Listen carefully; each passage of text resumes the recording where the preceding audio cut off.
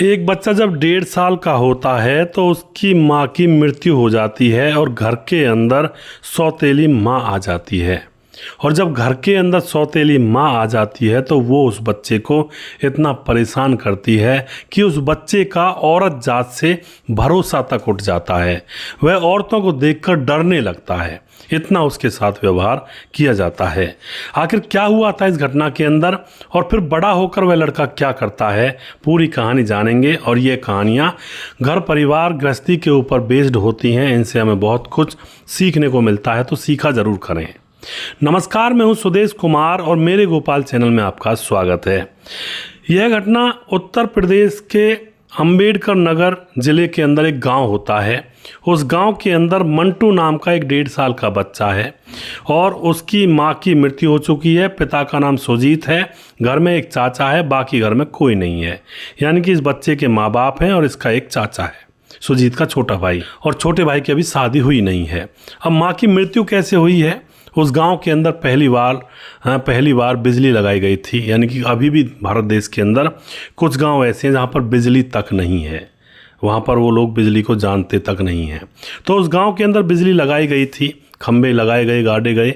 अब जो मंटू की माँ होती है वह अब ज़्यादा बिजली के बारे में जानती नहीं थी, तो वह नंगा तार पकड़ लेती है और फिर दोस्तों उसके बाद उसकी करंट लगने से मौत हो जाती है।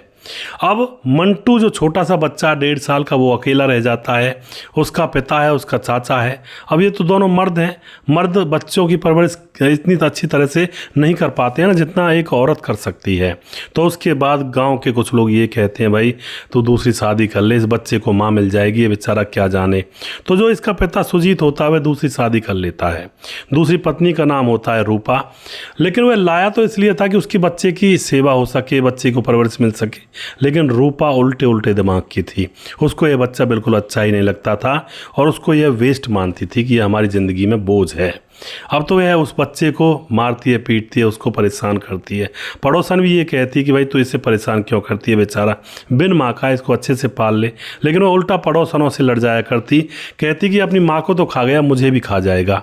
उसके बाद दोस्तों पड़ोसी भी उससे कहना बंद कर देते हैं, बच्चे की पिटाई को देखते रहते हैं। लेकिन बहुत बुरा मामला यहाँ पर हो रहा था उस बच्चे के साथ। धीरे धीरे समय गुजर रहा था। यह माँ उसको अपने पास लेटाती भी नहीं है, जबकि वो छोटा सा बच्चा था। उसको क्या पता उसकी माँ मर चुकी है, वो तो उसी को माँ मानता था। रात के समय में अपनी माँ से लिपट कर सोया करता सौतेली माँ, और वह उसको एकदम से लताड़ दिया करती और उसमें थप्पड़ मार कर उसको किनारे पर कर दिया करती। और जो पिता होता है वह खूब कहता है कि मैं अपने बच्चे से बहुत प्यार करता हूँ, इसी के लिए तुमसे शादी की है, इससे प्यार करो। लेकिन वह औरत मानने का नाम नहीं ले रही थी। अब तो ऐसा होता है दोस्तों, यह जो पति होता है नौकरी करता है, तो नौकरी से जब शाम को आता तो बच्चा जंगल जैसे मतलब लेटरिन वगैरह कर जाता है ना, तो उसके बाद उसको धोती भी नहीं है यह माँ, वह वैसे ही घूमता रहता है। तो पिता आकर देखता है ये तो बहुत जुल्म कर रही है बच्चे के साथ, फिर वह उसको साफ करता आकर के। कई बार दोस्तों बहुत बुरी कंडीशन यहाँ पर इस बच्चे के साथ सौतेली माँ करती है, लेकिन इसी तरह से मामला चल रहा होता है। अब तो उसके ऊपर पिटाई भी लगा दी थी, चिमटे वगैरह से भी गर्म करके, उसको बहुत बुरा हाल। अब जो छोटा भाई होता है उसकी शादी हो जाती है। शादी होती है तो घर के अंदर एक अलग पोर्शन होता है, वो छोटे भाई को दे दिया जाता है कि भाई तू यहाँ पर रहेगा, बीच में चौक है, आंगन है, और इधर साइड हमारा जो कमरे हैं वो बने हुए हैं। तो अब नई दुल्हन उस घर के अंदर आती है। नई दुल्हन जैसे आई थी तो घर के अंदर रिश्तेदार, यार दोस्त, अड़ोसी पड़ोसी सबके बच्चे खेल रहे थे उस घर के अंदर। सीधी सी बात है, शादी ब्याह के माहौल में बच्चों की भीड़ लगी रहती है। और नई नवेली दुल्हन उन बच्चों से खूब प्यार कर रही थी, तो बच्चे उसी के पास जाकर उधम मचाते, क्योंकि बच्चों पर जब ज़्यादा लाड़ कर दिया जाता है ना ऐसे माहौल में, तो वो सर पर चढ़ जाते हैं और ज़्यादा परेशान करने लगते हैं। बात ये है। तो नई नवेली दुल्हन जो होती है बच्चों को खूब प्यार कर रही थी। बेशक वह शोर मचा रहे थे, लेकिन वह बच्चों से प्यार करती थी। वह देखती है कि यह बच्चा मंटू दूर बैठा बैठा औरत को मतलब अपनी चाची को देख रहा है। दोस्तों अब तक मंटू के मन में औरतों के प्रति नफरत इतनी भर चुकी थी, वह डरता था। कोई भी औरत उसको गोदी में लेना चाहती तो डर कर दूर से घिग्या जाया करता था, यानी कि दूर भाग जाया करता था, क्योंकि उसकी मौसी ने उसके साथ जुल्म इतने किए थे। लेकिन वह अब बच्चे खेल रहे थे, नई चाची घर में आई थी, ये उस चाची से भी डर रहा था कहीं ये भी मुझे पीटे ना। उसके बाद दोस्तों यहाँ पर जो नई चाची होती है वह पूछती है किसी औरत से, यह बच्चा किसका है? तो वह बताती है तुम्हारे जेठ का है, और तुम्हारे इसकी सौतेली माँ तो है ही, दूसरी शादी की थी और वो इसको इतना पीटती है, बस ये औरतों के पास भी जाने से डरता है। अब ये बात सुन कर के नई चाची जो आती है उसका मन द्रवित हो जाता है, उस बच्चे को अपने पास बुलाती है, प्यार से उसके सर को सहलाती है, उसके चेहरे को साफ करती है, धुलवाती है पानी से, उसको खाने के लिए देती है। अब तो इसी तरह से दोस्तों बच्चा चाची के पास आने लगता है। बच्चा तो बच्चा होता है, जो इंसान प्यार करेगा वो उसके पास आएगा। 2-3 दिन तक उसके पास आता है, वह अच्छा अच्छा खिलाती है, नहलाकर अच्छे कपड़े पहना देती है, उसके लिए कपड़े भी मंगा दिए थे। लेकिन अब 2-3 दिन के बाद वह आया नहीं। अब चाची नई नवेली थी, इतना घूम नहीं सकती थी घर आंगन के अंदर या फिर जेठ जी के कमरे वगैरह में, अपने कमरे में बैठी थी। अब इंतज़ार कर रही थी, बाट निहार रही थी, इंतज़ार कर रही थी उस बच्चे का, लेकिन वह आया ही नहीं। अब दोस्तों उसके बाद 3 दिन तक वह आता नहीं है। चाची अपने काम में व्यस्त थी, नई नई शादी थी, पति से भी बातें करनी होती हैं। 3 दिन के बाद चाची को बड़ी चिंता होती है कि वो आया क्यों नहीं। उसके बाद वह पता निकलवाती है बच्चा कहाँ है, छोटे बच्चों को कहती है देखो वो बच्चा कहाँ है, मंटू कहाँ है। वह आकर के बताते हैं चाची वो तो बहुत बीमार है। उसके बाद मंटू को वह अपने पास बुलवा लेती है। उसको बहुत तेज़ बुखार था, उसको दवाई गोली भी नहीं दे रही थी उसकी मौसी, और उसको बहुत ज़्यादा पीटा था इसलिए, और उसको भूखा रखा था 2-3 दिन से, इसलिए उसको बुखार चढ़ा और अकेला पड़ा हुआ था अपने किसी उस पर। अब दोस्तों यह बात इसलिए हुई थी क्योंकि जो पिता था उसका सुजीत, वो 3-4 दिन के लिए कहीं बाहर गया था किसी काम से, तो पीछे से उस सौतेली माँ ने उसको अच्छी तरह से उसको रगड़ दिया था बेचारे को। अब तो जो चाची होती है उसको दवाई गोली देती है, उसको दवाई देने के बाद पसीने आ जाते हैं, उसका बुखार उतर जाता है, उसको नहला धुला करके अच्छे कपड़े पहना करके, और अब कह देती है कि ये बच्चा मेरे पास रहेगा, अब इसको मैं जाने नहीं दूंगी। अपने पति से कहती है। पति कहता है कि अरे तेरे पास ही है, यहाँ पर कौन से हमारे अलग अलग घर हैं, बीच में आंगन है, इधर उधर हमारे और उनके बड़े भैया के कमरे हैं, तुम रख लिया करो। तो उसके बाद दोस्तों वह लड़का बच्चा चाची के पास ही रहता है। चाची उसको खूब खिलाती नहलाती और उसको अपने बच्चे से भी ज़्यादा प्यार करती है, उसका ख्याल रखती है। छोटा सा मासूम बच्चा कितनी मुसीबतें झेल रहा है दोस्तों इस दुनियादारी के झमेले में। अब वह जो चाची होती है उसको पालने लगती है। अब वह बच्चा अच्छा हेल्दी होने लगता है, तंदुरुस्त हो जाता है और अच्छा मरूक दिखने लगता है। अब तक तो वह कंकाल के जैसा दिखता था। धीरे धीरे समय गुजरता है और उसकी जो दूसरी जो सौतेली माँ थी उसको कोई मतलब नहीं था कहीं रहे, उसको तो ये लग रहा था कि आफत टली, अच्छा हुआ, जान छूटी। समय गुजरता है, 12 साल गुजर जाते हैं। 12 साल बाद दोस्तों अब उन दोनों के पतियों की मौत हो जाती है, क्योंकि दोनों के पति शराब ज़्यादा पिया करते थे, तो उनकी मौत हो चुकी थी। एक की 1 साल पहले हो जाती है, एक की 1-1.5 साल बाद होती है। दोनों घर में दोनों ही विधवा हो चुकी थी। जो सौतेली माँ थी मंटू की वो भी विधवा, और जो चाची जिसने पाला था वो भी विधवा। फिलहाल जो मंटू है वह 14-15 साल का हो चुका था। अब तो मंटू खूब पढ़ाई में मन लगता उसका, और इधर चाची को 3 बच्चे हो चुके थे, और जो उसकी सौतेली माँ थी उसको भी 3 बच्चे हो चुके थे। लेकिन दोस्तों चाची के बच्चे जो पढ़ते थे तो उनको जो मंटू है वो बड़ा था, सारे बच्चों में बड़ा था, वो तो सबसे पहला बच्चा था। वो चाची के बच्चों को शिक्षा देता, कहता बेटा भैया अच्छे से पढ़ो, उनको पढ़ाता, उनको अच्छी तरह से शिक्षा देता, साथ स्कूल लेकर जाता, और वो बच्चे होशियार हो जाते हैं। और साथ में मंटू खूब अच्छी तरह से पढ़ाई लिखाई कर रहा था, उसको पता था दुनियादारी क्या है। लेकिन जो सौतेली माँ के 3 बच्चे थे वो आवारा बन जाते हैं, इधर उधर घूमते और बीड़ी पीने लगे थे इधर उधर छुप छुप करके। तो इस तरह से मामला यहाँ पर अब बिगड़ता चला जाता है। लेकिन जो यह मंटू था यह अपनी चाची के बच्चों को अच्छी तरह से संभाल रहा था। जैसे स्कूल में बड़ा भाई होता है और माँ बाप हरदम नहीं जा सकते स्कूल में, तो ये अपने बच्चों भाई बहनों को साथ ले जाता, साथ उनके रहता। और अब यह हो जाता है 18 साल का। 18 साल का जैसे यह हो जाता है तो यह कहता है अपनी चाची से, उससे माँ कहने लगा था, अब ये चाची तो थी नहीं, चाची का रिश्ता तो ठीक था है, लेकिन अब माँ कहता था कि माँ मैं अब कमाने के लिए जाऊँगा, बाहर जाऊंगा, क्योंकि परिस्थिति ऐसी हो गई थी, पति की तो मौत हो चुकी थी उसकी, दोनों की पतियों की, और घर में खाने को भी लाले पड़ गए थे, तो बड़ा वही था घर में। अब उसने ही सोचा कि भाई मैं बड़ा हूँ, इस तरह से कब तक काम चलेगा, मैं कमा कर लाऊंगा तो हमारा घर का गुजारा अच्छा चलेगा। अब वह कहता माँ मैं कमाने के लिए दिल्ली जाऊँगा। माँ कहती अरे नहीं बेटा मैं तुझे नहीं भेजूंगी, तू अभी 18 साल का है, तुझे कुछ पता भी है, तू कहाँ जाएगा। उसको एकदम से अपने पास बिठा लेती और गले से लगा लेती, नहीं बेटा मैं नहीं भेजूंगी तुम्हें। क्योंकि उसकी चाची दूसरों के खेतों में काम करके, फसल का काम करवा करके, उस इलाके में आलू ज़्यादा खेतों में होते हैं, तो आलू की खुदाई के लिए मजदूर जाते हैं, तो उनमें शामिल होकर के थोड़े बहुत पैसे कमाया करती और अपने 4 बच्चों को पाल रही थी, 3 अपने और एक 18 साल का हो चुका था। अब यहाँ पर क्या होता दोस्तों, वह लड़का बिल्कुल कह देता, नहीं माँ मैं ऐसा नहीं होने दूंगा, तुम दिन भर देखो खेतों में लगी रहती हो, दूसरों के खेतों में काम करती हो, मैं कमा कर लाऊंगा और तुम घर में बैठो, घर संभालो, मैं तुम्हें कमा कर दूंगा। अब वह नहीं मानता है तो माँ उसके लिए कुछ पैसों का इंतज़ाम करती है, कुछ कपड़ों का इंतज़ाम करती है और फिर उसको छोड़ने के लिए गाँव के बाहर अड्डे पर जाती है, वहाँ पर बस में बिठाने के लिए। छोटे छोटे बहन भाई भी थे साथ में और वह चाची यानी कि माँ। अब वह माँ रो रही थी, उसने अभी तक उसको अपने से दूर नहीं किया था, बचपन से पाला था, लेकिन वह माँ को बार बार कहता है कि माँ तुम चिंता मत करो, मैं कहीं दूर नहीं जा रहा, कमाने के लिए जा रहा हूँ, कोई ऐसा थोड़े मैं सदा मदा के लिए जा रहा हूँ, आऊँगा नहीं, और तुम अपने आंसू पहुँचो। उसके बाद दोस्तों वह अपनी माँ को तसल्ली दे करके बस आ जाती है और बस में वह चढ़ जाता है। छोटे छोटे बहन भाई भी रोने लगते हैं, भैया तुम कहाँ जा रहे हो और हमारा मन नहीं लगेगा, तुम मत जाओ मत जाओ। तो बच्चे होते हैं इस तरह के, लेकिन वह चढ़ जाता है, उसकी भी आंखों में आंसू थे।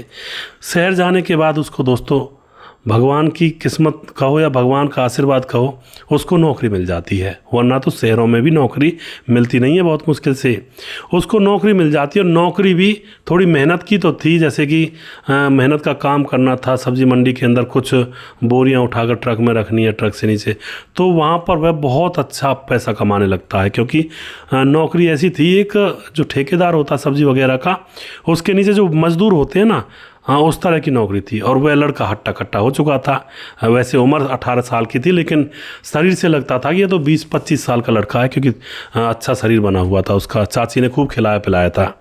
अब वह उनके साथ बोरी वगैरह ढोना, ऊपर से नीचे उतारना, तो वो मज़दूर ज़्यादा कमा लेते हैं नौकरी वाले से भी, तो यह ठेकेदार के नीचे उन मज़दूरों में शामिल हो जाता है और वहाँ से खूब अच्छे खासे पैसे कमा लेता, महीने में 40 हज़ार रुपये कमाने लगता है। अब तो जब इसकी पहली कमाई तकरीबन 38 से 40 हज़ार रुपये इसने इकट्ठे कर लिए थे, कुछ पैसे इसके खाने खर्चे में ख़त्म हो गए थे, भाई नया बच्चा था, कुछ खाना पीना भी होता है। और उसके बाद जब ये पहली तनख्वाह लेकर अपने गांव जाता है और अपनी माँ यानी कि चाची और जो माँ ही बन चुकी थी फिलहाल, उसके हाथों में 40 हज़ार रुपये रखता है, तो बस वो तो इसको ऐसा लगता है कहाँ रख लूँ अपने बेटे को, क्योंकि गांव के अंदर उस जगह पर 40 हज़ार रुपये में तो वो पूरे साल भर का खर्चा चला सकते थे, क्योंकि कहाँ तो वह वहाँ पर मजदूरी भी बहुत कम मिलती थी, बहुत ही दूर दराज का गाँव है जहाँ पर मजदूरी भी 200-300 रुपये ही मिलती थी, पूरे दिन भर खेतों में आलू बीनो और फिर 200-300 रुपये वापस, और सब्जी वगैरह के लिए थोड़े बहुत आलू मिल जाया करते थे। तो अब यह पैसे तो उनके लिए बहुत थे। और उसके बाद माँ के हाथ में पैसों को रख कर कहता, माँ तू घबरा मत, ये तो 1 ही महीने के हैं, अभी मैं दोबारा जा रहा हूँ, इतने ही फिर से लाऊंगा। अब तो माँ बहुत खुश हो जाती है, बेटा तू जुग जुग जिए, तूने डूबते हुए परिवार को बचाया है, अपने बहन भाई के लिए इतना कर रहा है, तेरा एहसान मैं ज़िंदगी भर नहीं चुका पाऊंगी। लेकिन वह कहता, अरे माँ तुमने कर दी छोटी बात, एहसान तो मैं तुम्हारा ज़िंदगी भर नहीं चुका पाऊंगा, जिसने मुझे उस परिस्थिति में कलेजे से लगाया जब मेरा कोई नहीं था। दोस्तों अब यहाँ पर दोनों माँ बेटे बैठकर रोने लगते हैं, लेकिन खुशी के आंसू थे वो। उसके बाद बेटा फिर से ड्यूटी पर चला जाता है, फिर से दूसरे महीने फिर से 40-45 हज़ार रुपये, बहुत मजदूरी करता है, बहुत मेहनत करता है, बोरियों को लाद कर ऊपर डालना, ट्रक में ट्रक खलाना, इस तरह से। तो अब वो परिवार उठता चला जाता है। उन बीच में आंगन में पर्दी लगा ली थी उन्होंने, अपना घर अलग कर लिया था, और जो सौतेली माँ थी उसका घर अलग कर लिया था, क्योंकि उसके बच्चे आवारागर्दी में हो गए थे, तो वह मतलब शराब वगैरह पीने लगे थे और सिगरेट वगैरह भी वो पीने लगे थे। तो अब जो इसका घर होता है वो अपने पुराने घर को तोड़ करके अच्छा सा घर बनाते हैं डिज़ाइन में, और 1-1.5 साल के बाद काफ़ी पैसे इकट्ठे हो गए थे, क्योंकि दोस्तों 30-40 हज़ार रुपये बहुत हो जाते हैं उस इंसान के लिए जो खर्चा ना करता हो। अगर कोई खर्चा करता है तो उसके लिए 1.5 लाख रुपए भी कम है, 2 लाख भी कम है, 4 लाख भी कम है, 5 लाख भी कम है। तो यहाँ पर ये पैसा इकट्ठा कर लेते हैं माँ बेटे, अच्छा सा घर बनाते हैं, बच्चों को पढ़ा रहा था। ये सारी चीज़ देख करके जो सौतेली माँ होती है अब वो अपनी चाल चलती है। अब वह कहने लगती है कि बेटा तो ये मेरे पति का ही है और कमाई को चाची को दे रहा है, कमाई मुझे चाहिए। कलेश करने लगती है, रोज़ इनके घर पर आकर गाली देने लगती है। अब पंचायत बैठाई जाती है। पंचायत में पंचों ने कहा, अरे सभी लोग जानते थे कहानी को, लेकिन फिर भी यहाँ पर एक फॉर्मेलिटी पूरी कर रहे थे पंच लोग। वह कहते हैं, बेटा तू पैसे अपनी माँ को क्यों नहीं देता है। अब यह बात सुनते ही उस बेटे की आंखों से आंसू झलकने लगते हैं। कहता है, माँ को कैसे दूँ मैं माँ को। वो अपनी कमीज उतार देता है और दिखाता है कि देखो चिमटों से जले हुए के निशान हैं ये, और ये ऐसी माँ ने दी हैं मुझे। उस बचपन में जब मैं कुछ जानता नहीं था, इसको अपनी ही माँ माना था मैंने, कोई दूसरी माँ नहीं माना था। मुझे तो मेरी माँ की शक्ल भी याद नहीं है, लेकिन इसने मुझे चिमटों से जलाया। एक बार मेरे सामने थूक गई थी और उस थूक को चटवाया था मुझसे इसने पिटाई लगाई थी, और न कहा था मैं तुम्हें पिटाई लगाऊंगी। दोस्तों ऐसी ऐसी बातें वो बताता है। जो पंचायत में पंच लोग होते हैं ना, वो भी उनकी आंखें छलक आती हैं। बता इस बच्चे के साथ, हालांकि पता तो सबको था, लेकिन बाहर बाहर से देखते थे, लेकिन अंदर का मामला आज इस लड़के ने उजागर किया था कि मेरे साथ इस तरह का व्यवहार किया। वह बताता है कि वह लेटरिन कर जाता था, पूरे दिन भर ऐसे ही घूमता रहता था, इसको धोती भी नहीं थी, पापा आकर धोया करते थे जब उसको पता लगता। कभी अच्छे कपड़े नहीं पहनाए, मिट्टी में हो गया तो मिट्टी में घूमता रहता था 4-4 दिन तक, कभी नहलाती भी नहीं थी। इस तरह का मेरे साथ इसने व्यवहार किया था, और मैं तो इसको अपना माँ मानता था, और मेरे साथ इसने ऐसा किया था। मैं इसको बताओ कैसे दे दूँ। मेरी उस चाची ने मुझे उस मोड़ पर गले से लगाया जब मैं सिर्फ मरने ही वाला था, और मेरी आखिरी सांसें ही थी उस टाइम। मुझे कोई उस टाइम पालने वाला भी नहीं था, तो मैं उस चाची को माँ क्यों ना कहूँ, उसको क्यों ना सुख दूँ, उसके लिए क्यों ना करूँ, जिसने मेरी ज़िंदगी बना दी। ये सारी बात सुन करके अब जो पंच होते हैं वो उसकी सौतेली माँ को धमका देते हैं कि आज के बाद अगर इनके घर पर गई और कुछ भी मुँह से निकाला तो हमसे बुरा कोई नहीं होगा, फिर हम कार्रवाई करेंगे तुम्हारे खिलाफ, और यह पंचायत को बर्खास्त कर दिया जाता है। तो इस तरह से दोस्तों वह लड़का अब अपनी माँ के लिए कमाता है और उस परिवार को अच्छे से चलाता है, छोटे बहन भाइयों को अपने बहन भाई मानता है और हैं ही उसके। और कुछ दिनों के बाद जब वह 20 साल का हो जाता है तो उसकी माँ यानी चाची यानी कि माँ उसकी शादी करवाती है धूमधाम से, क्योंकि उस एरिया में इतने पैसे कोई बच्चा कमा रहा है तो वह तो बहुत बड़ी बात है, मानो जैसे बैरिस्टर लग गया हो। तो उसके लिए रिश्तों की लाइन लग जाती है और फिर उसकी अच्छे से घर से शादी करवाई जाती है, और अब उसके परिवार आगे बढ़ जाता है, उसके भी बच्चे हो जाते हैं और आराम से वो अपनी ज़िंदगी को गुजर बसर कर रहा होता है। इस तरह से दोस्तों कई बार ज़िंदगी के अंदर उतार चढ़ाव ऐसे आते हैं जिनका मरहम कभी भर नहीं पाता है, यानी कि जो घाव होते हैं वो भर नहीं पाते हैं, ज़िंदगी भर शरीर पर दिखते रहते हैं। तो इस तरह से इस बच्चे ने अपने जीवन को सफ़र किया, अपनी ज़िंदगी को जिया, और इस इतनी मुश्किलों के बाद भी इसने कमाना चालू किया और लाइफ को बनाया। और कुछ बच्चे ऐसे भी होते हैं दोस्तों जिनके माँ बाप हर चीज़ उनके सामने पेश कर देते हैं, हर चीज़ की फैसिलिटी सुविधा देते हैं, लेकिन वो फिर भी नहीं पढ़ते हैं। पता नहीं वो कौन सी दुनिया में रहते हैं, फिर भी वो कमाने का नाम नहीं लेते हैं, ना ही पढ़ाई लिखाई अच्छे से करते हैं। वो एक कहावत है भाई, कहावत क्या, वो एक बात है कि जिनको ज़्यादा ज़रूरत होती है वही ज़िंदगी की असली कीमत को पहचानते हैं। जिनका कहते हैं ना पेट खाली होता है वही खाने के स्वाद को पहचान सकता है। जिसको ज़्यादा प्यास लगी हो, रेगिस्तान की कड़ी धूप में जो मज़दूर कमाता हो, एक पानी की बूंद की कीमत उससे पूछो कि क्या होती है। लेकिन जो भरपेट पानी पी रहा है, जिसको कभी प्यास अच्छे से लगी ना हो, भरपेट खाना खा रहा है, घर के अंदर कोई ज़रूरत ऐसी महसूस हुई ना हो, सारी इच्छाएँ उसकी पूरी हो रही हों, तो वो क्यों पढ़ेगा, वो अहमियत को समझेगा ही नहीं, वक्त की और ज़िंदगी की अहमियत को। तो इसलिए अपने बच्चों को ज़्यादा सुख सुविधाएं भी ना दें, वरना तो वो अपंग हो जाते हैं अपने जीवन के अंदर, कुछ करने की उनके अंदर वो नहीं बनती है, एक ललक नहीं बनती है। थोड़ा सा उनको भी दिखाएंगे बेटा तुझे भी अपने कदमों पर खड़ा होना है इस ज़िंदगी के अंदर। तो दोस्तों बहुत कुछ बातें होती है कहने को तो, लेकिन मैं नॉर्मल यही कहना चाहता हूँ कि बच्चे मन के सच्चे भगवान के रूप होते हैं, इनके साथ ऐसा व्यवहार ना किया जाए और इनकी ज़िंदगी को बनाया जाए, उनको अच्छी शिक्षा दी जाए बचपन से ही, और ज़्यादा लाड ना किया जाए, थोड़ा सा उनको इस रूबरू करवाया जाए ज़िंदगी से और लोगों से और दुनिया से और गरीबी से और अमीरी से, सब चीज़ से। फूलों की तरह ना पालें, वरना तो बच्चे फिर फूल ही बनकर रह जाते हैं। उनको फिर जीने के लिए फूल ही चाहिए, और फूल हमेशा पैदा नहीं कर सकते हैं। माँ बाप कब तक जिएंगे, एक ना एक दिन तो मरना होगा और बच्चा अकेला होगा, फिर वो परिस्थितियों से कैसे लड़ेगा। इसलिए बच्चे को बचपन से ही परिस्थितियों से लड़ना सिखाएं, उसके अंदर गुण भरें, अच्छी शिक्षा दें, अच्छे विचार दें। वीडियो के लास्ट में कुछ भाइयों के नाम जरूर लेना चाहूँगा जो भाई हमारे वीडियोज़ को देखते हैं और हमें खूब सपोर्ट करते हैं। हमारे साथ हैं राम बहादुर सिंह, आपकी कहानी बहुत अच्छी होती है जी। राम बहादुर सिंह रायगढ़ छत्तीसगढ़ से हैं। दिलीप राजपूत जिला खंडवा गोकुल गाँव, भाई साहब राम राम जी। खेमराज भाटी गुज्जर चिट्टी जीबी नगर यूपी 16 से, और जो कि वीडियोज़ को लगातार देखते हैं, भाई का बहुत बहुत धन्यवाद करता हूँ। राम मोहम्मद यासीन लाहौर पाकिस्तान से वीडियोज़ को लगातार देखते हैं। और उसके बाद हमारे साथ श्यामलाल चौधरी नौका बीकानेर से हैं। बोलाई दास नाइस स्टोरी सर जी, बोलाई दास झारखंड से हैं। और उसके बाद सुशील चौधरी हमारे भाई कहते हैं भाई जी बहुत खूब सलाह दी है आपने, बहुत बहुत धन्यवाद करते हैं सुशील चौधरी भाई, आपका लगातार हमें सपोर्ट करते हैं। कुमार विमल हमारे भाई लगातार कमेंट करते हैं, राम राम भाई जी, यूपी से हूँ और सपोर्ट करो भाई को बहुत बहुत धन्यवाद करते हैं कुमार भाई। और आदेश कोहली कमेंट करते हैं, यूपी फिरोजाबाद से हैं। सुंदर लाल अहिरवार, करवा चौथ की हार्दिक शुभकामनाएं आपके लिए और आपके परिवार वालों के लिए। सुंदर लाल अहिरवार, ग्राम मठदेवरा, 12 घंटे पहले का मैसेज है। कोई नहीं, ठीक है भाई साहब, आपका बहुत बहुत धन्यवाद करते हैं। और उसके बाद साहिल गेडे कमेंट करते हैं, आई एम ठाणे से हैं, मुंबई से। कलमुद्दीन भाई कमेंट करते हैं, राधे श्याम शर्मा सिरसी जयपुर राजस्थान से।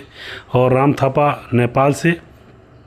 छोटे अल्लाह ताला हमारे आपके सबके बच्चों को सही करने वाला बनाएं जी, बिल्कुल। और उसके बाद हमारे साथ हैं छगन दास, कहते हैं अरे यह तो दारू का कमाल है। छगन दास खरडा बंद राजस्थान। सुदेश भाई पहले मेरा नाम लो जी, बिल्कुल आपका नाम मैंने लिया है छगन दास जी, और आप लगातार कमेंट करेंगे तो हर वीडियो में नाम आएगा।